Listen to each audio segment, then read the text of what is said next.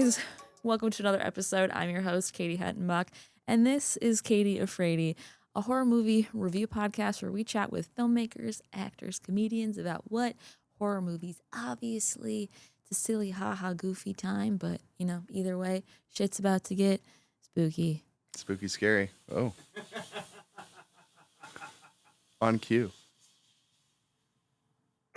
Very cool. Yeah. Wow. Really just, again, only in front of the camera. Only in front of the camera. That's good. That's good. I prefer not to be seen when I do my podcast. Do not perceive me. I wanna vanish in the cloud of smoke. Honestly, can we just black out this light and it'll just be like a dark figure? It'll be great.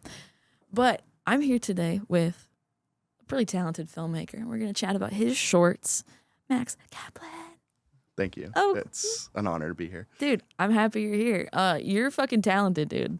Thank you. Bravo. So you got a couple short films that I watched. Cool. And we're gonna chat about them. So let's talk about them. What, for my audience who might not know, tell us about your short films. So I have made 2 horror short films. Both of them were in college at film school at Ohio University. And I'm sorry, these were film school ones? Yeah. It's really good for film school. Goddamn. Thanks. Okay, good job. I mean, they held me to a high standard at film school, and I like to hold myself to a high standard too. So that's a thank you. The first one was my junior year, and I had made like some thrillers and things like that before that, but I really wanted to make a jump into horror. And that one was called Death of a Bible Salesman. Mm-hmm. And I had gone through like kind of a crisis of faith after high school. I was a Catholic missionary for a year on a gap year before I chose to go to film school. Mm-hmm. And it was kind of like is this what I want to do for the rest of my life and what I want to believe? Or am I going to become my own person and actually think for myself? And so a lot of those questions and like big philosophical concepts kind of went into that film. And I thought a horror film would be so appropriate for that kind of story and themes, because when I was asking myself, like, do I believe in God? Do I think I'm going to go to hell someday if I keep living the way I'm living? It feels like really big and scary feelings. Like it feels like you're kind of on the precipice of like a huge decision. And then I watched Dogma by Kevin Smith, and I was like, oh wait, I don't have to take this shit seriously at all. And I actually just got to see Kevin Smith the other night present Dogma for the 26th anniversary at the Yellow Springs Film Festival. So that was like cool full circle moment. But anyways, Death of a Bible Salesman was my first time doing a horror film. And I felt like once I had done it, I was very happy with like technically how it is. It takes place in like 3 different worlds: the past, the present, and hell. It's about a Bible salesman that gets accidentally sent to hell, and he has to make a deal with the devil if he wants to kind of resume his life, and has like a crisis of faith about that. But I felt like it was very on the nose and overt about what I was like talking about and the themes that I wanted to explore. So then with Looker, which is the one I'm here in LA to screen at Screamfest this Saturday, October 11th. I don't know when this is coming out, but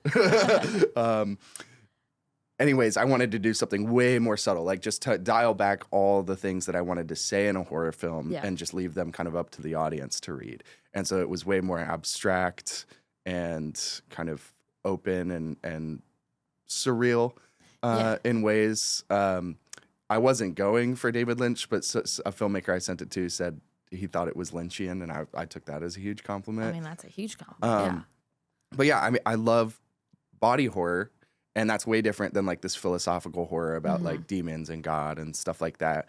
So I wanted to do kind of a Cronenbergian type of body horror movie as my thesis. This was going to be my biggest film yet. Kind of everything I've learned up to this point is encapsulated in this film. And so it was my biggest budget. It was my longest shoot, biggest cast, all that. And it's about a woman who starts to melt away when she's not being perceived or looked at. And so she has to find lookers, like people to look at her to survive. And that goes some crazy places. It certainly does. It certainly does. But there, again, the fact that you made these in film school is impressive, because I look at the stuff I made in film school. Then again, I was going more like the comedy route. I think, you know what? I can give myself credit for one of them. But the other one is like, we made some dog shit there, but I also, anyways. So props to you. Also, Thank you. where in Ohio? Athens, Ohio. It's Okay. like southeast corner. Okay. I'm from Wisconsin. Okay. So I'm like Midwest. Midwest represent. Yeah. Midwest fucking represent. So, and how long did it take you for each of them to film? I think Death of a Bible Salesman was 4 or 5 days, and I can't go into that shit. That was probably one of my worst shoots ever. Why? So the hell scenes we filmed in like a huge open field. I mean, like acres and acres of open space, because I wanted like something kind of liminal and surreal and weird that didn't look like a normal hellscape, but also wasn't like, I don't know, a garden. Yeah. Or like a black room. Yeah. And so we had like a couple mile hike with about a ton of gear. Yeah, that'll do it. And everybody's film school students, volunteers. I mean, there's some professional actors, but they were kind of lumped in with even the PAs. Like everybody was carrying stands and lights. And actually, we didn't have lights. We had mirrors since we didn't have power out there. Yeah. And it was supposed to be less than a 12-hour shoot because we could only film in the daylight hours. Yeah. And just like things kept, I remember why this day was so rough. I had just gotten a call 7 hours before call time the day we were shooting the hell sequence. And my girlfriend was like, at the time, she was like, hey, I just want to let you know I cheated on you. Oh, no. And so I was devastated and in the worst like, mental place in my life. Guys, we're just going to not do this today. I couldn't do that. I mean, I had all these people coming, everything lined up. And what's really funny is if you watch that scene, like the devil. You can hear you crying in the background. I knew I heard something. I was like, wow, the sound design's really good. I just was not on the ball that day. I was not doing a good job at like leading the crew. I think the scenes turned out fine, which is great because I was like very emotional. And so I think that rubbed off on the actors. They knew what I was going through, but the rest of the crew didn't. And there's like a part in that scene where the devil's like, oh, you left being a priest to marry somebody and she cheated on you. How does that feel? And directing that line was like really like crazy to do that day. You're like, can we actually change that? Yeah. Can we actually change that line? Oh my God. But anyways, we ended because we were just behind and just not working efficiently and I was lost in the sauce. Yeah. It got dark. And by that point, all of our phones had died because we didn't have power. And we hadn't planned to be there at dark, so we had no lights. And so we were carrying gear miles back through trails and forests to the cars in the pitch dark. And it was cold. And it wasn't cold during the day. So it was just like the most miserable. It was probably a 15 or 17 hour day. And I honestly can't believe that people will work with me anymore after that. Well, I mean, that scene, like those shots were eerie and creepy and awesome. So it worked out. I mean, I know that it was hell to film. It was literally hell, both on camera, off camera, and behind this everything. So, but it turned out really freaking good. And also in that short with the aspect ratios. As an editor, I always appreciate those. I'm like, look at the different aspect. Love that to see like where the differences are. So what was that kind of like your thought process behind that? Yeah, because I didn't want to like over explain that the film takes place in 3 worlds. Because like it's not necessarily flashbacks to the past. It's just like other scenes in there in the progression of the movie. And I wanted like to delineate that in the audience's mind without just saying. Or like, I mean, I guess there is little titles that say, oh, this is a different time. But I wanted that to not be necessary, I guess. So each world had a different color palette and a different aspect ratio. And instead of just cutting aspect ratios where like the bars would jump, I thought it'd be cool to do like a transition of animating the aspect ratio into another one. And I got that idea, actually, I think it was like 2017. I saw 2 movies that did that. One of them was like a Transformers movie. And I think Michael Bay just shot on about 15 different types of cameras and never thought to consider to put bars like that would make them consistent. So if you look at the corner of whatever Transformers came out in 2017, if you look at the bottom or the top, it's just aspect ratio jumping up and down for no freaking reason at all. And then I watched Dunkirk by Nolan, which came out then, and he has 3 different stories going on, and each of them have a different aspect ratio. And I was like, oh, you can actually use this as a tool and not be dumb about it. Like Michael Bay. No shade if he No watches. shade for Michael Bay. We shade him here. Okay, You all can right, shade all right, him. cool. But yeah, no, that also seems like a very Michael Bay thing to do. Be like, it'll be Who fine. cares? They'll fix it in post, right? Right? Yeah. Say right. But then Promise. Looker was an even longer shoot. I think we shot for a week, and then we had one day of pickups for some special effects shots that we didn't have time to get. Yeah, and how many? Was it just one location for Looker? Looker two? was 3, so we planned it in a way to be super efficient with our time. We had 3 main locations, like this house party, this apartment, and kind of like the opening fun and game sequence, which is like the girls' apartment and the bar. And we did that so that we could kind of spend 2 days at every place, and we wouldn't have to like company move, tear down everything, move it to another location each day, which just sucks time out of the crew and everything. So everything was preset for us. We had no lighting stands on set. Everything was rigged to ceilings or hidden in walls or fixtures. And so that meant that as soon as we showed up on set for 2 days, we could be in that location and just shoot our hearts out for the 12 hours. And doing that allowed me to be like way better at directing because I wasn't worried about all these logistics and things needing to move and get places. I think it allowed the actors to be in the spaces a lot more. It definitely was like the best run shoot I think I've had. Yeah, fuck yeah. So do you have any other films on the horizon that you're like, ooh, I want to start making this, or I'm going to start production on this one? Definitely. I mean, this year, after I graduated film school last year in Congrats. August with Looker. Thank you. And this year, I've just kind of been getting gigs on features. I've been unit production managing, producing, assistant directing a lot. I love assistant directing. That like running a shoot is very fun for me because I get to turn my creative brain off and just use my problem solving skills. But I have been writing a lot too. So I've had some short films, but I've kind of been burnt out on the whole short film game since college. I mean, that's all you're doing in film school. I wanted to do a feature for my thesis, but I got talked out of it and ended up making Looker, which turned out great. I mean, it's had crazy success. I'm here. Look at that. But yeah, I've got a couple features, a horror feature that's like a cryptid horror about... Yeah, it's about a forest, ancient eldritch forest monster that protects the Shenandoah National Park. Amazing. And there's like an ex-con veteran that ends up kind of going off grid to hide his stash of money from the other band of criminals that he's kind of stolen this money from. Cool. And he hides in the Shenandoah National Park and kind of under a pseudonym gets a job as a forest ranger in a fire watch tower. And he thinks, that's the safest possible place for him to be, and it is the least safe place for him to be. I love that. Wait, so and what is the cryptid that's...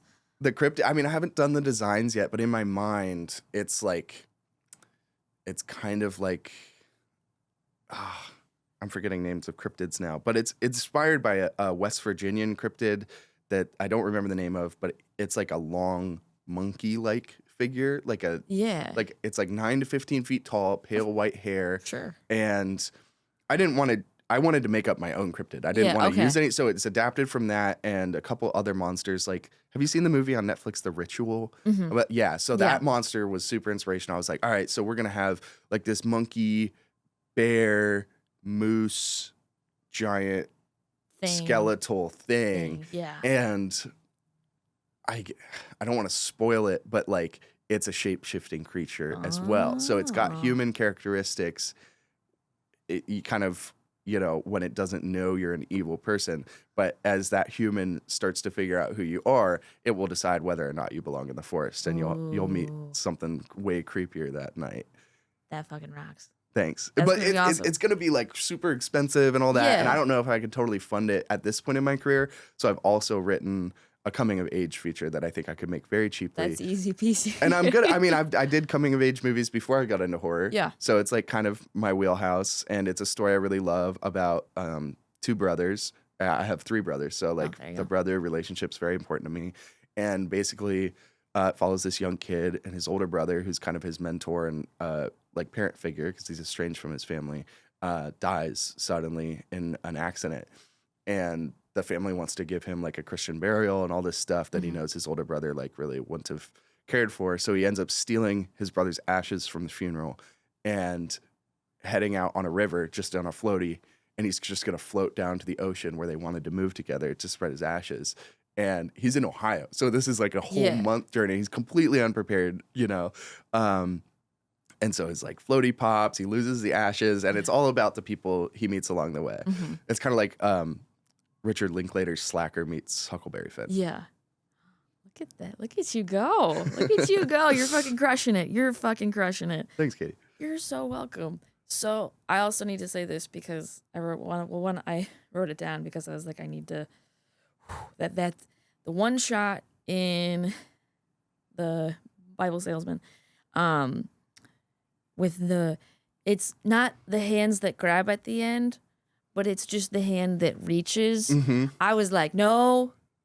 No, I was like, I gotta go back 30 seconds. I was like, what? I was like, where did that come from? Did I miss something? I was like, I was paying attention, I swear. Looked down for 1 second. I'm like, there's a hand. I'm like, so good job. That's my older brother's arms, actually. Well, his arms are creepy, so bravo. He's got some creepy ass arms. And I'm assuming he's not wearing any makeup at all. That's no, yeah, he just looks like he's got third-degree burns on all the time. Yeah. Good for him. Good for him. He's got a career in horror, man. He's got a career As in devil horror. arms coming from under a motel bed. Good God. Yeah, I did a short film where I was dragged under a bed, so I can only imagine that how many times you had to drag that it was disgusting. We were in an actual motel that literally hadn't been updated since the 80s. So who knows what was under that bed? And we did put a blanket down. That's good. That's so nice. But we did have to tear apart that room. That bed was like anchored to the floor. Mm-hmm. There was no way to get under it. So we had to like literally like unbolt it from the ground, put it on Apple boxes so that there could be room for actors to go underneath. That motel's closed now. And you wonder why. Mm. Probably because, everyone's going to hell because of that. Yeah, I wonder if it got haunted because of us.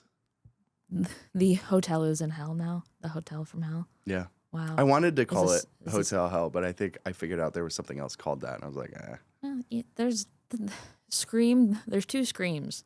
There's Scream, and then there's one that's like 10 years prior. True. So you can name anything, whatever you want. There's actually several movies named Looker, too. So, exactly. I don't know why I cared about that. I think Death of a Bible Salesman's a cool title. Oh, no, it's way cooler. It's way cooler, but like Hotel Hell could be like a spin-off. Yeah. Like the feature version. Yeah, oh my God, it totally could be a feature. You're onto something here. You're onto something. So you obviously are a fan of horror. So I always ask these fun things as we're winding down. What is your favorite horror movie? Easy, The Devils by Ken Russell. Why? It was banned in the U.S. for 50 years. Good. And I think if that happens to anything, that just automatically means it's the coolest thing. But no, I've never seen it. Really? So you gotta tell me about it. You gotta see it. So I think 1977, Warner Brothers finances Ken Russell to make a movie out of a true story of these 17th century French nuns that went through a collective psychosis. Oh, God. I mean, back in the day with the politics and religion of France, it was considered a group possession. And it's a very complicated story. But anyways, it's based on a book by Aldous Huxley. And he goes in deep into the history. It's a nonfiction book. And basically there's this priest in the town. I forget his name. But he is like basically the mayor of the town because the plague has ravaged the place, and actually, like all of the authorities in the town have died of the plague. So this town priest is essentially the leader, and it's a walled city, so it's kind of like its own little tiny nation state. And this the country of France, I think Louis the 14th, is trying to consolidate power and basically make France a whole country. So he wants to get rid of these walled cities because they can kind of stand up to the government if they want to. So they decide to use these nuns that are going insane. I mean, like having huge orgies, going crazy, taking off their clothes. I mean, just being a general nuisance. And they blame it on the town priest. And they're like, he's bewitched them. And so they basically set up this big mock witch trial, find him guilty, and burn him at the stake and tear down the walls of the city. Nice. And it's all true. Oh, fuck yeah. Yeah. Kind of crazy. And the movie's insane. That sounds insane. I guess I need to add that to my very long list of things to watch. Yeah, That but that's sounds- my favorite. And I actually watched it on my first date with my girlfriend, who's just off screen, and we never stopped hanging out after that. So it's Oh, also extra wow. special because of that. I love that. Look at you smile. This is adorable. You're like, we're gonna watch something really fucked up. Yeah. Well, that's what hooked her. I feel like she wouldn't have gone on a date with me if I didn't offer a fucked up movie to watch. It's true. It's Wow. true. I She love said that. it's true. I mean, that's I have a friend who on his honeymoon watched Solo. Oh, Jesus. Yeah. I was like, that's a choice. Yeah. Good for you though. Good. Yeah. Maybe we'll show Martyrs at our wedding. Just have it playing behind the background, ceremony. yeah. No, you need both versions though. Oh, I've only seen the, what is it, French version? Yeah, that's the only good one. Okay. The other one's bad. All right. But Cool. I'll you take should your have, word for you it. should have both. All right. Just for funsies. Just for people who don't want to read. Yeah. It's just, just in case. Because, again, reading's hard. And then what was the first movie to scare you, horror or not? I knew you were going to ask this question, and I was thinking about it before I left for LA. And I really honestly think that it was Fiddler on the Roof. Okay. Crazy to say, but I don't think I've ever fully seen this scene that's in the middle of Fiddler on the Roof where Reb Tevye has a nightmare. I think his ex-wife or something. Somebody's dead, and they're kind of like coming out of the grave to tell him to not have his daughter marry this Christian man. And it's in this kind of like blue ghostly setting, and there's all these ghosts flying around, and it just scared the ever living shit out of me. And whenever I'd watch it with my family, they'd just skip through it for me. And I still don't think I've ever seen the full scene because it just scared the You crap gotta out of me. watch it because it's probably not that bad. I love Fiddler on the Roof, but it is 3 hours, and I don't think you need the scenes just to That's understand true. what's going on. So That's true. You could probably cut a lot out. yeah, But- well, I mean, everything's good until the end. It gets really sad at the end, so maybe Yeah. you could cut that out too. But I love Fiddler on the Roof, and when I do karaoke, I sing "If I Were a Rich Man." It's a good theater kid pick If for I you. were a rich, I'm not gonna do it. It's a good theater kid pick, man. It's a good theater kid pick. I was a theater kid for a little bit. I got that vibe. I was too. I can smell it. I can smell a thespian Yeah, in the room. I know when we are there. So this is the time where you plug. I mean, you've already been plugging, but plug more. This is, tell us where we can find you. Tell us where they can watch and all that jazz. for sure. I mean, check me out on YouTube. All my stuff's on there. Max Kaplan. Death of a Bible Salesman is going to release on Halloween on my YouTube channel. So keep your eyes out for that. Looker, I don't have a release date yet for because it just keeps getting into festivals. But it's showing October 11th at the Chinese Theater for Screamfest. It's going to be in the Akron Independent Horror Film Festival the same day. So if you're not here in LA, it's over there. On November 1st, it's playing at the Deadhead Horror Film Festival in West Virginia. October 24th and 25th, it's at the Horror at the Ohio in Madison, Indiana, where I actually just wrapped a movie. It's like the coolest little town. Amazing. Cool. And then I don't really know where it's going after that, but definitely a few more places. And I would love to release it on Halloween, but I think making people wait a whole year for it is a little too long. Yeah. So maybe sometime this winter, next spring, that'll come out. So keep your eyes peeled on my Instagram, Max the Director, or Looker's Instagram, which is Looker Film. And you'll see announcements about when you can see it. Amazing, dude. Again, congrats. And I guess this is the silliest thing I ask. Do you think audiences will be afraidy or not afraidy of both Looker and Death of Death of a Bible Salesman doesn't start out too scary, but it gets there. Looker is also a little bit of a slow build, but there's definitely a moment, you know what I'm talking about, and I've seen it in the theaters at the festivals it's played at, where if everybody's kind of unsure when it's going to get scary, it suddenly is, and you kind of hear an audible gasp. So, but Death of a Bible Salesman is kind of underlying creepiness, Yeah. like building over the whole time. Looker gets very creepy. Yeah, very quick. Yeah. So a little bit afraidy, but guys, thank you Thank for you, being Katie. here. This was a blast. Make sure to follow him on all the things. And when his shorts come out, you better freaking be there, and you better watch them or watch them in person. This is a threat. And make sure to like, subscribe, all that jazz on Katie Afraidy on all social media platforms. Follow us on Katie Afraidy. And that's the episode. Thanks again, Max. This has been awesome. And we'll see you guys next time. Stay Afraidy.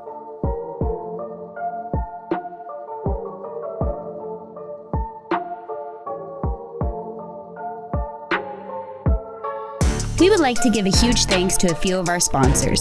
Filmcraft Studio Gear, where you can get any gear you're looking for all production needs.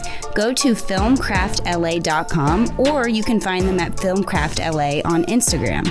And of course, a big shout out to Fangoria. Want a copy of a Fangoria magazine? Use code Katie Afraidy 25 for 25% off. Katie Afraidy 25 for 25% off.